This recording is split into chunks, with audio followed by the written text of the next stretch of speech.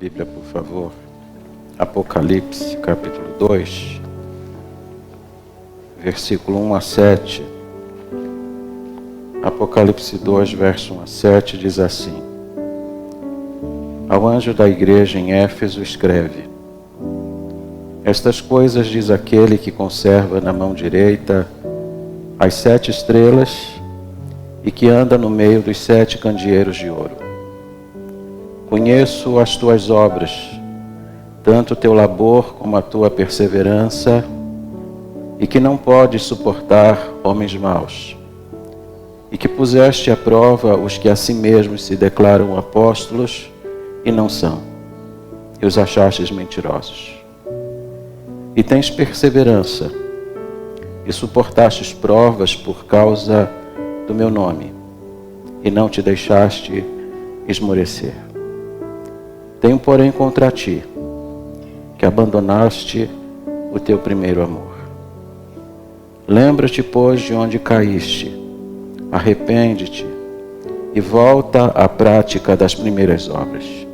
E se não, venho a ti e moverei do seu lugar o teu candeeiro, caso não te arrependas. Tens, contudo, a teu favor, que odeias as obras dos nicolaítas, as quais eu também odeio. Quem tem ouvidos, ouça o que o Espírito diz às igrejas. Ao vencedor, dar-lhe-ei que se alimente da árvore da vida que se encontra no paraíso de Deus. Tenho, porém, contra ti, que abandonaste o teu primeiro amor. Tenho, porém, contra ti, que abandonaste o teu primeiro amor. Tema de hoje: voltando ao primeiro amor. Porque muitos de nós já andamos esquecidos do que é isso. Curve a sua fronte. Amado Senhor, aqui está teu servo, na total e completa dependência do Senhor, pedindo teu auxílio, pedindo a tua ajuda. O Senhor me deu a palavra e eu peço que o Senhor me dê as condições para que eu possa entregá-la. É a oração que eu faço humildemente, em nome de Jesus. Amém. Por favor, tome assento.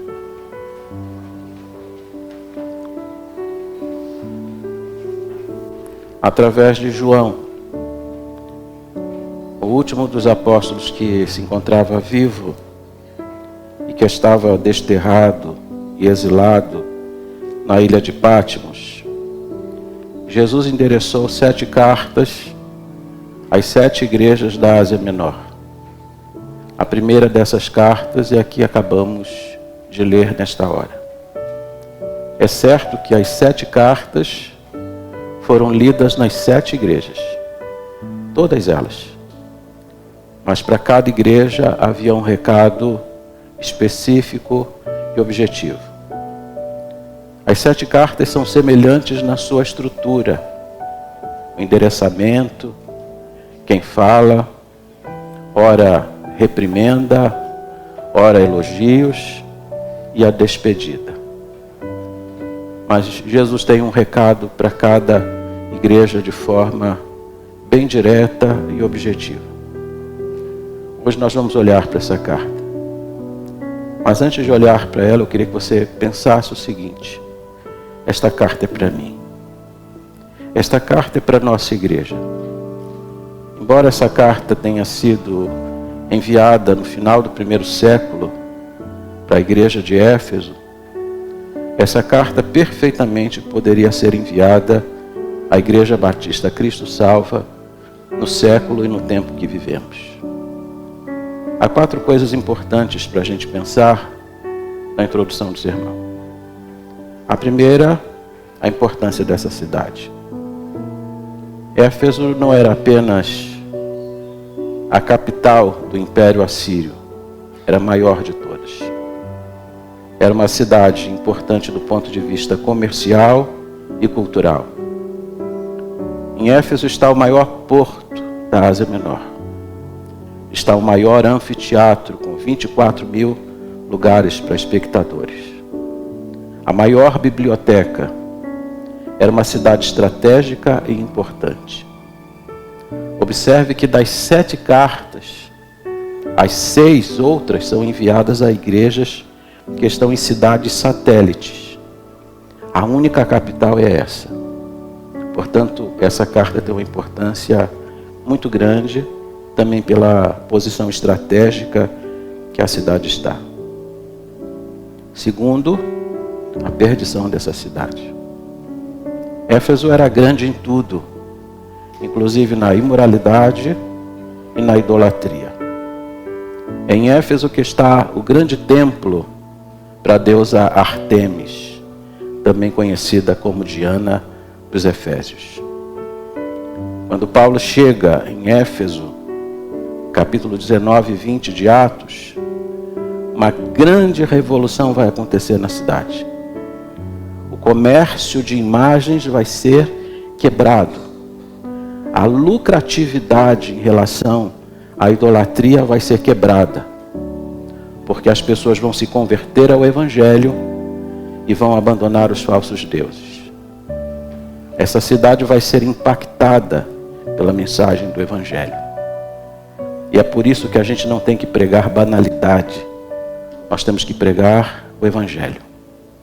Paulo disse que o Evangelho é o poder de Deus. E é o Evangelho que transforma vidas e transforma cidades. Terceira coisa importante. A fundação da igreja. A igreja de Éfeso foi fundada na terceira viagem missionária do apóstolo Paulo. Paulo ficou em Éfeso aproximadamente 3 anos. Do ponto de vista do seu ministério, foi um ministério prolongado. E esse ministério prolongado de Paulo em Éfeso produziu uma das mais importantes igrejas do Novo Testamento. Paulo escreve para essa igreja e cobre essa igreja de elogios. Quarto, o propósito dessa carta. O versículo 4, que eu repeti 3 vezes, é um dos versículos mais tristes da Bíblia. Porque a igreja de Éfeso era uma igreja boa, era uma igreja trabalhadora, era uma igreja que tinha bons relacionamentos internos. Mas Jesus diz que esta igreja agora está sofrendo por causa de uma anomalia.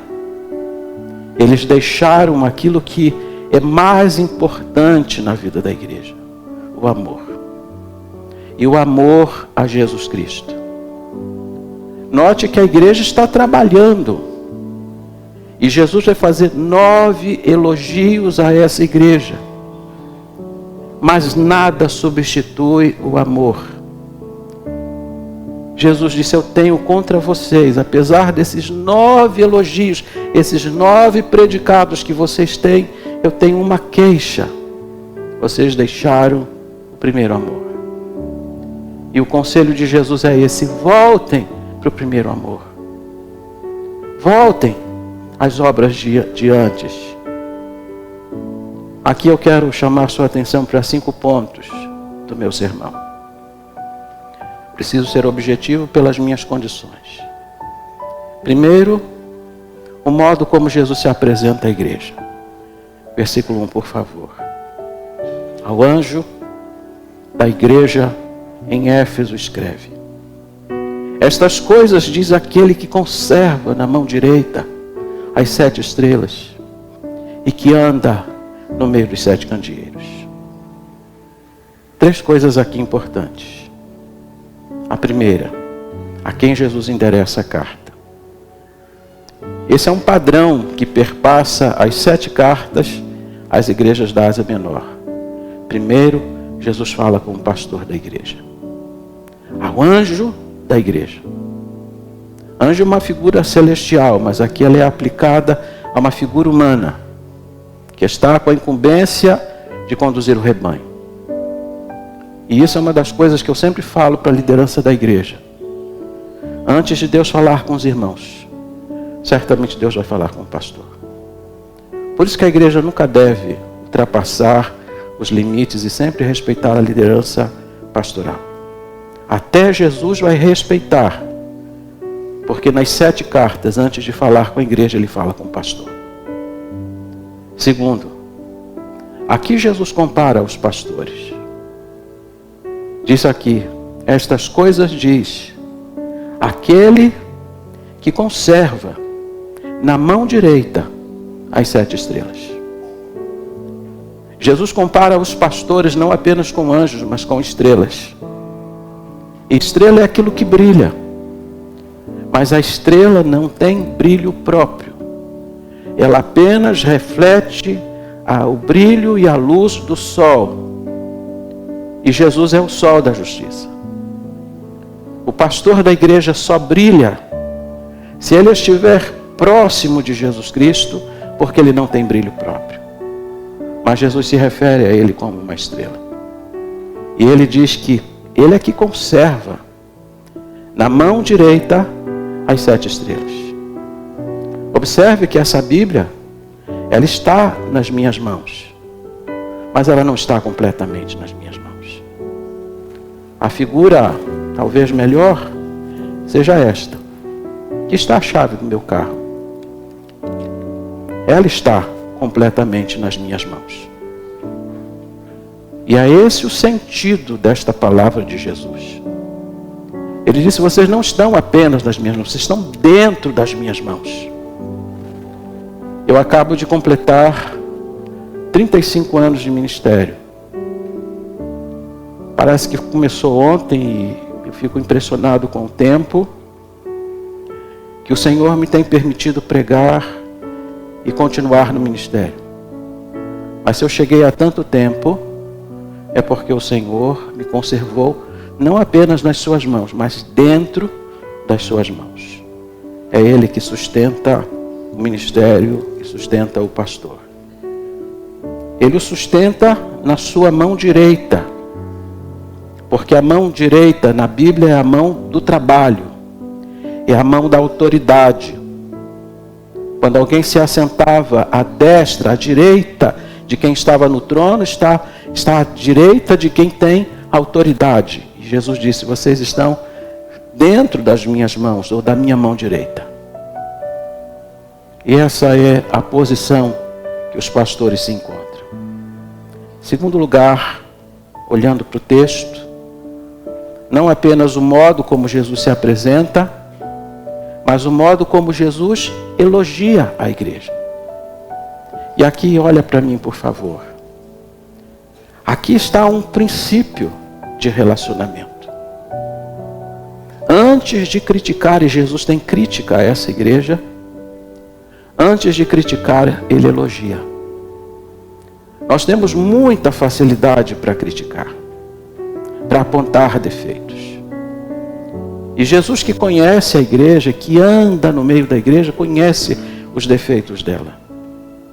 Mas antes de apontar defeitos, ele aponta aquilo que é digno de elogio. O que Jesus vai elogiar? Verso 2, verso 3 e verso 6. Conheço as tuas obras, tanto o teu labor como a tua perseverança, e que não podes suportar homens maus, e que puseste à prova os que a si mesmos se declaram apóstolos e não são, e os achastes mentirosos. E tens perseverança, e suportastes provas por causa do meu nome, e não te deixaste esmorecer. Tens contudo a teu favor, que odeias as obras dos nicolaítas, as quais eu também odeio. O que Jesus elogia? Primeiro, joga para mim. Primeiro, ele elogia. Segundo, ele vê o quê? O trabalho abnegado. Ele disse, eu conheço as tuas obras, tanto o teu labor como a tua perseverança. A ideia do texto é que mesmo cansados, eles não paravam de trabalhar. Às vezes a gente faz as coisas e imagina que ninguém está vendo. Mas Jesus vê. Ele vê o trabalho abnegado. Ele vê a dedicação. Ele diz: eu estou vendo vocês trabalhando. Mesmo quando vocês estão cansados, vocês não perdem de vista o valor do trabalho. Ele vê também a firmeza doutrinária da igreja. Pusestes à prova os homens maus e aqueles que se declaram apóstolos e não são, e os achastes mentirosos. Essa não era uma igreja que você não podia enganar. Chegavam pessoas lá dizendo que eram apóstolos também, que diziam que tinham autoridade espiritual para ensinar a igreja. Mas a igreja logo observava, através de provas, de que eles eram mentirosos. A igreja no Brasil hoje vive essa ciranda, se deixando levar por muitas falsas doutrinas. O movimento apostólico no Brasil é uma delas. 12 pessoas se levantaram e disseram: o Senhor, através do seu Espírito, dividiu o Brasil em 12 partes. E para cada parte ele levantou um apóstolo com autoridade, porque o Brasil está debaixo de maldição. Quem foi que nomeou essa gente? Quem deu autoridade a essa gente?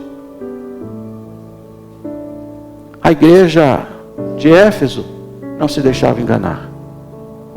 Até porque vocês sabem que o princípio para alguém ser apóstolo é que primeiro tenha visto a Jesus Cristo visivelmente e fisicamente. Portanto, o apóstolo tem que ter vivido há mais de 2000 anos atrás.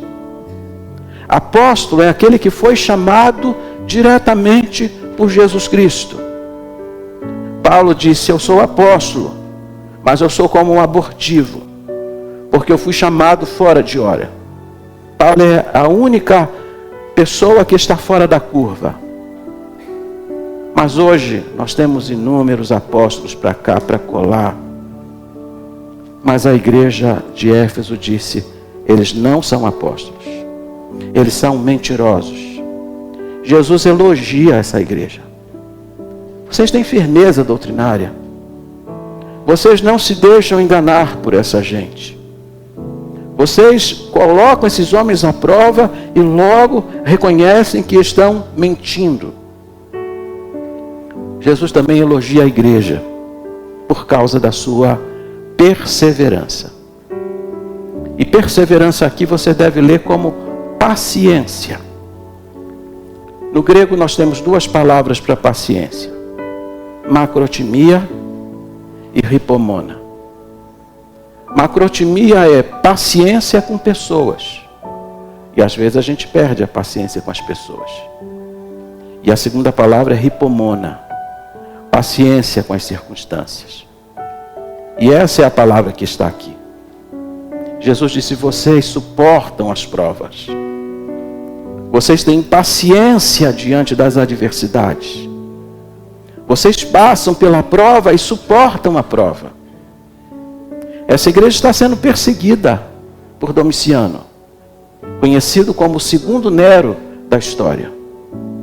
Esse homem perseguia a igreja implacavelmente. A igreja de Éfeso está sob prova, mas ela suporta. Jesus elogia. Nós temos uma igreja no Cairo, no Egito, com 10.000 membros. E vocês sabem que dentro do regime muçulmano, alguém declarar-se cristão é colocar a sua própria vida em risco. E nessa igreja, lá no Cairo, o pastor Samer Maurice disse que na profissão de fé da igreja, ele só faz uma pergunta. E eu faço aqui 20 perguntas, né? Ele disse: eu faço uma. E a pergunta é: você está pronto a morrer por Jesus Cristo? Se o candidato titubear, não está pronto para ser batizado. E essa igreja tem 10.000 membros, pessoas que estão prontas e dispostas a dar a própria vida. Jesus olha para a igreja de Jesus e diz: eu olho para vocês e vejo que vocês suportam as provas. Isso é digno de elogio. Terceiro lugar, o modo como Jesus critica a igreja. Verso 4. Tenho, porém, contra ti, que abandonaste o teu primeiro amor. 9 predicados tinha essa igreja, mas tinha um defeito. E é interessante que os 9 predicados não ficam assim, tapando o defeito da igreja. Porque você poderia falar, mas ela tem 9 virtudes, só um defeito. Mas o defeito que ela tem não compensa as virtudes que ela possui. Porque nada substitui o amor. Jesus diz, você pode trabalhar, você pode se dedicar na igreja, você pode fazer isso, pode fazer aquilo outro, pode correr para cá, pode correr para lá, mas nada substitui seu amor por mim. E eu tenho contra vocês isso. Vocês deixaram o primeiro amor. O que Jesus vai indicar para essa igreja? Note que na exortação para essa igreja, Jesus vai fazer uso de 3 verbos: lembrar, arrepender-se e praticar. Lembrar, arrepender e praticar. Verso 5. Lembra-te, pois, de onde caíste. Arrepende-te e volta à prática das primeiras obras.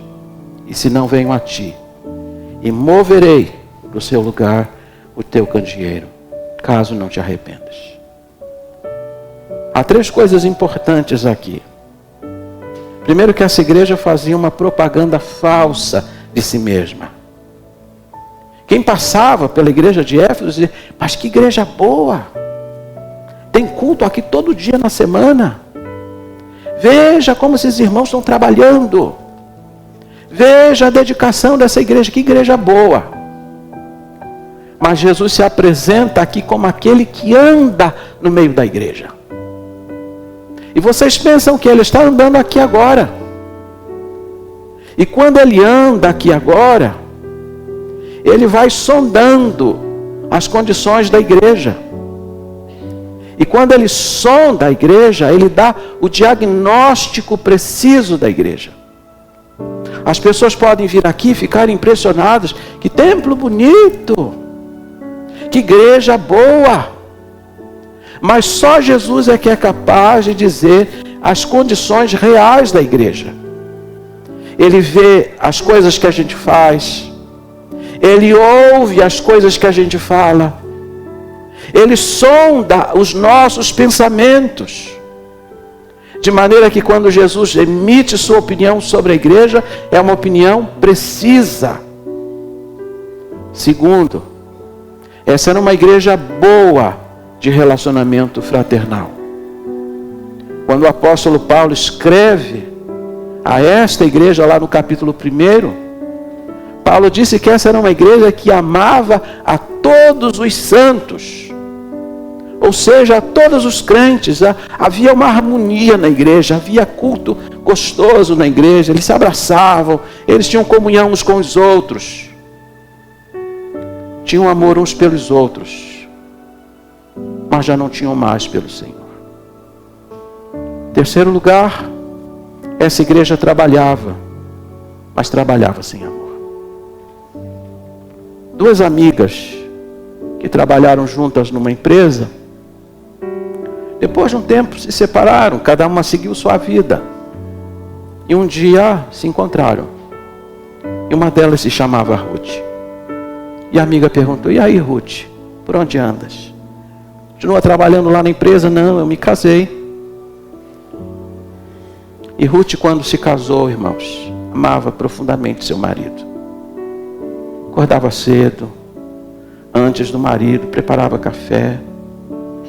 Se despedia do marido com um beijo. Levava o marido até o portão. Esperava que ele sumisse na estrada. Depois aguardava pacientemente a vinda dele e o cobria de beijos e abraços. Trabalhava muito em casa, mas aquele trabalho não era penoso, porque ela amava o marido. lavava, passava, cozinhava. Mas depois de algum tempo, ela já não acordava antes dele. Já não acompanhava até o portão.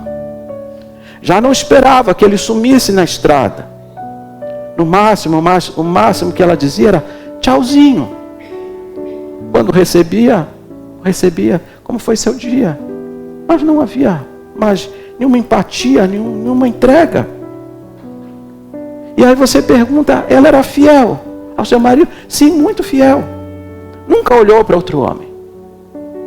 Ela trabalhava em casa? Sim, ela trabalhava muito, a casa muito bem cuidada. Fazia comida, cuidava das roupas. Mas agora pergunte se ela tinha amor. Você pode trabalhar. Você pode servir. Mas você pode servir sem amor. Lembram do filho pródigo e do irmão dele? O irmão mais velho disse assim para o pai: eis que há tantos anos te sirvo. Servia, ele servia. Mas ele não tinha amor pelo pai. Ele não via o pai como pai. Ele via o pai como um patrão. Essa é uma armadilha em que vocês e eu podemos cair. Eu posso estar aqui trabalhando diante da igreja, mas sem amor pelo meu Senhor. Vocês podem vir aqui trabalhar, e trabalhar muito, mas trabalhar sem amor. E Jesus disse: eu tenho contra vocês, apesar de todo o trabalho, apesar de toda a dedicação de vocês, que vocês deixaram o primeiro amor. Nada substitui o amor. Lembram dos 3 verbos que Jesus usa aqui? Lembra-te, arrepende-te e pratica. O que eles têm que fazer? A igreja precisa lembrar, assim como nós também precisamos. 4º lugar, o modo como Jesus advertiu a igreja. Verso 5. Lembra-te, pois, de caíste. Arrepende-te e volta à prática das primeiras obras. E se não, venho a ti e moverei do seu lugar o teu candeeiro, caso não te arrependas. Primeiro, a igreja precisa lembrar. Projeta lá. Você se lembra? Você lembra quando você era novo convertido? Do desejo que você tinha de ler a Bíblia? Você lembra daqueles dias passados que você tinha um gozo para ficar diante de Deus em oração? Você lembra daquele tempo que você contava os dias e as horas para vir ao culto na igreja? Você lembra que quando você ia a uma vigília de oração, a noite passava e você não via porque você tinha gozo de estar na casa do Senhor? Você se lembra do crente que você foi lá no início da sua caminhada? Talvez você tenha se esquecido, mas o Senhor não se esqueceu. Você lia a Bíblia muito mais do que você lê hoje. Você orava muito mais do que você ora hoje. Você vinha para os cultos da igreja com um coração muito mais grato do que vem hoje. Jesus disse para a igreja: vocês precisam lembrar dessas coisas. Parece que esta carta está sendo endereçada a uma segunda geração de crentes, porque esta segunda geração parece que perdeu de vista aquilo que havia acontecido no passado. Segunda coisa que Jesus diz para a igreja: ela precisa se arrepender. Sabe o que Jesus quer? Não quer choro, não. Jesus não quer promessa, ele quer arrependimento. Porque muitas vezes, quando o pastor chama a igreja para a consagração, as pessoas choram, dizem: eu vou mudar. Elas prometem que vão mudar, mas não mudam. Eu vou ler mais a minha Bíblia. Semana começa e nada de Bíblia. Eu vou orar mais, mas não ora. O que ele quer não é promessa, ele quer arrependimento. E arrependimento é uma decisão que a gente toma firme no coração, de que a nossa vida vai realmente mudar. Jesus disse: vocês precisam voltar à prática das primeiras obras. Arrependam-se, porque vocês a abandonaram. Terceiro, a igreja devia praticar as primeiras obras. A igreja devia voltar ao primeiro amor. Volta ao primeiro amor. Volta àquilo que você já foi um dia. Você é mais crente hoje do que foi há 5 anos atrás? Você é mais crente hoje do que era no início da sua caminhada, quando você se batizou? Você é mais dedicado hoje do que foi no passado? Então você precisa voltar à prática das primeiras obras. Porque a igreja de Éfeso deixou as primeiras obras. Jesus está dando um conselho à igreja. Uma exortação à igreja. E se a igreja não se arrepender, Jesus diz assim: eu virei e eu vou mover desse lugar o teu candeeiro. A igreja é um luzeiro. A igreja está aqui para iluminar. E ela só ilumina quando ela ama o seu Senhor. Mas se ela deixa de amar, Jesus disse: a igreja perde a razão da existência. Então eu vou lá e removo o candeeiro. Você deve conhecer igrejas que outrora foram igrejas vibrantes, cheias do Espírito Santo, onde as pessoas entravam e se convertiam. E agora, a luz dessas igrejas se apagou. Jesus foi lá e já retirou o candeeiro. Tem lá um templo, tem lá gente reunida, mas não é mais a igreja de Jesus, porque Ele removeu o candeeiro. E não é o diabo, não, é Jesus que remove. Se a igreja não cumpre a sua finalidade, o próprio Jesus vai disciplinar essa igreja, removendo dali a luz. Ela não tem mais luz nenhuma para manifestar ao mundo. Só escândalo. Só escândalo. Eu vou mover o candeeiro. Dr. John Stott disse: nenhuma igreja tem moradia permanente neste mundo. Se você for a Éfeso agora, e eu espero ir daqui a algum tempo, visitar aquela região da Turquia. Se você for a Éfeso hoje, sabe o que restou da igreja de Éfeso? Um monte de pedras. Só tem ruínas lá. A igreja foi removida. Igreja Batista Cristo Salva. A igreja só tem vida quando ela ama o seu Senhor. Mais do que vir aqui trabalhar, nós precisamos voltar a uma vida de comunhão com o Senhor. Isso de forma particular e coletiva. Senão, corremos o risco de Jesus vir aqui pessoalmente e remover esse candeeiro. E é Ele que remove. Quinto lugar, o modo como Jesus se despediu da igreja.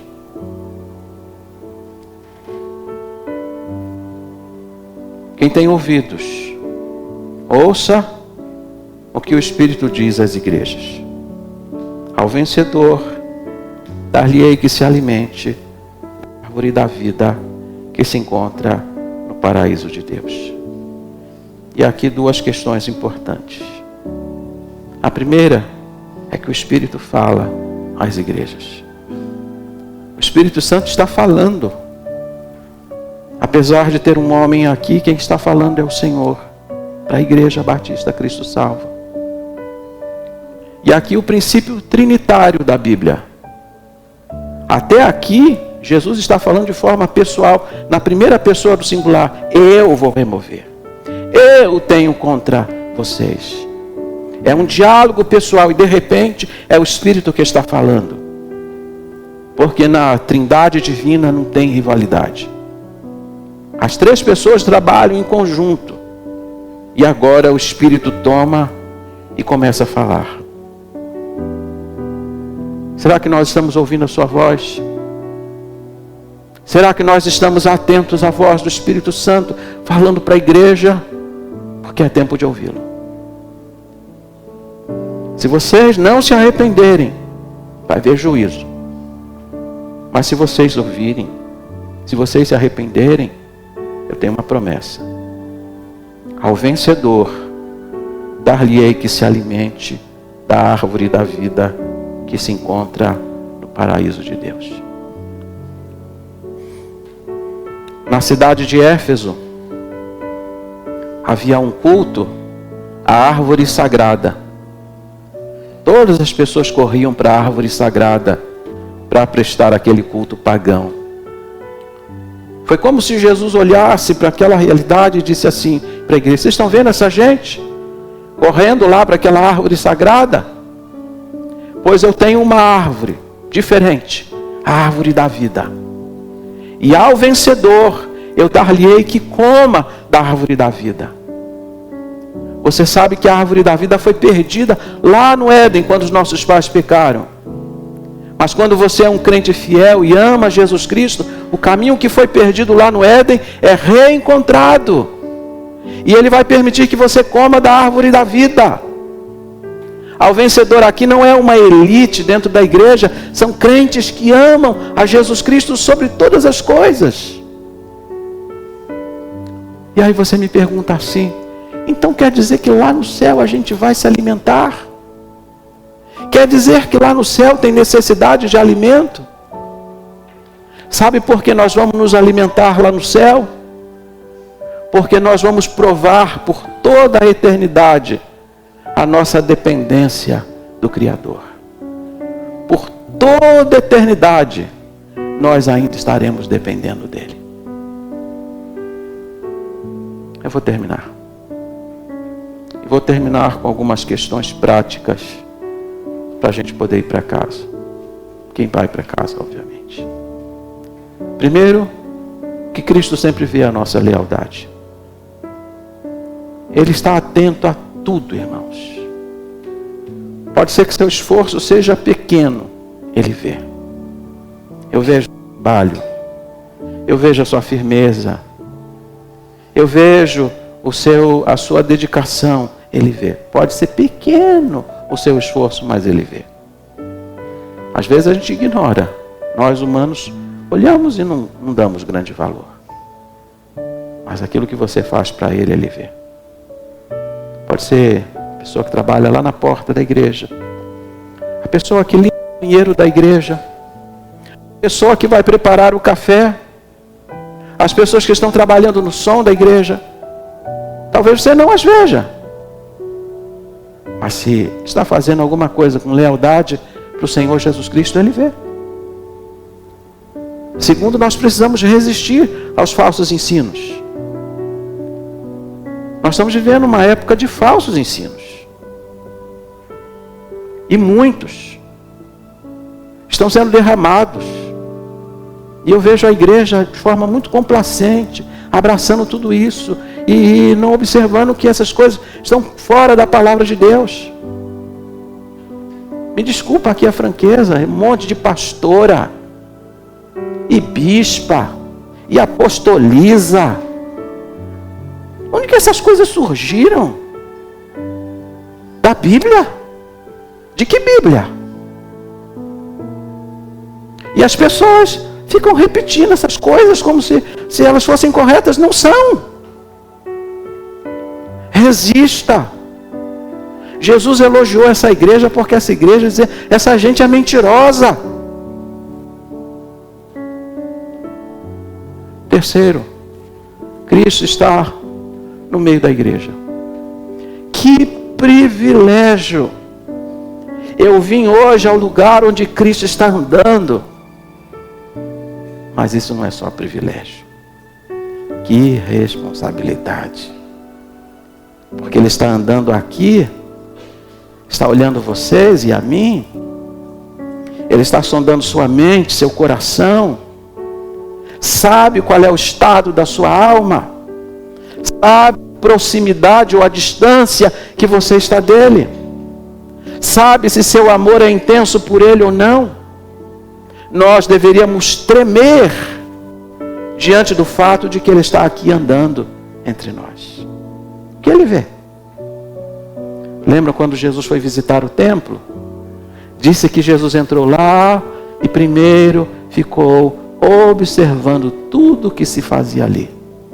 No dia seguinte ele voltou com um chicote e começou a expulsar aquela gente de dentro do templo. Falaram: profanaram a minha casa, a casa de oração. Mas primeiro ele foi lá observar. O que ele está vendo aqui hoje? Quarto lugar. Avaliemos a intensidade do nosso amor por Cristo. Eu amo mais a Cristo hoje do que amava no passado. Se eu continuar do jeito que eu estou daqui 5 anos, será que eu serei mais crente do que sou hoje? Você precisa avaliar isso. Quanto tempo você gasta ou investe em comunhão com Ele? Você leu sua Bíblia durante a semana? Você orou durante a semana? Você fugiu do pecado durante a semana? Ou você só pensa nele no domingo quando vem aqui? Avalie seu amor. Porque Ele não quer só trabalho. Ele quer o amor. Paulo disse: ainda que eu entregasse o meu corpo para ser queimado, ainda que eu desse todas as coisas, se eu não tivesse amor, nada seria. E sabe o que é interessante? É que quando Paulo escreve a esta igreja, ele elogia o amor que eles tinham entre si. Paulo, o fundador dessa igreja, foi quem escreveu 1 Coríntios 13, o hino ao amor. O pastor que sucedeu o apóstolo Paulo no ministério dessa igreja foi João, conhecido como o apóstolo do amor. Mas a igreja agora não tem amor. É preciso avaliar. E quinto,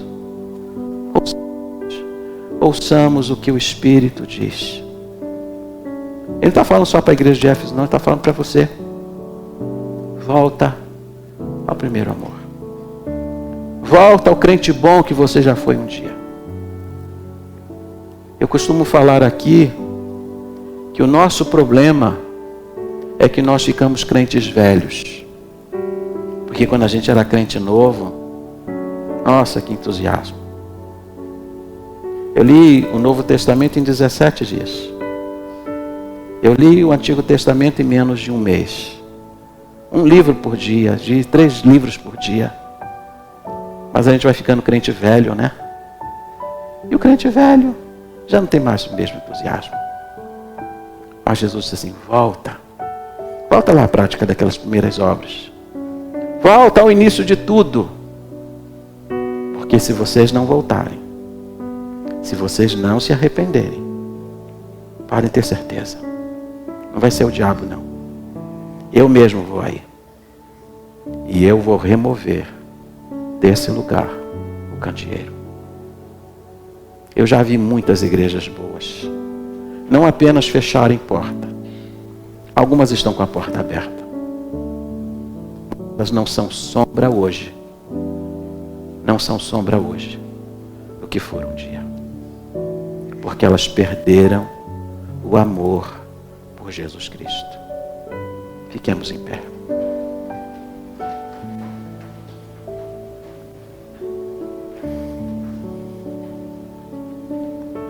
Não está na hora da gente voltar? Não está na hora da gente lembrar, se arrepender? Não está na hora de você dizer: Senhor, eu quero voltar ao primeiro amor. Mas se não é apenas uma promessa, eu estou arrependido do crente displicente que eu sou. E eu quero melhorar. E eu vou melhorar. Se você quer orar comigo, vou pedir para você sair do seu lugar e vir aqui. E a gente vai orar juntos. Não prometa, cumpra. Só venha se você estiver arrependido. Porque arrependimento é mais do que promessa. Você está lá na galeria, quer vir, pode vir também.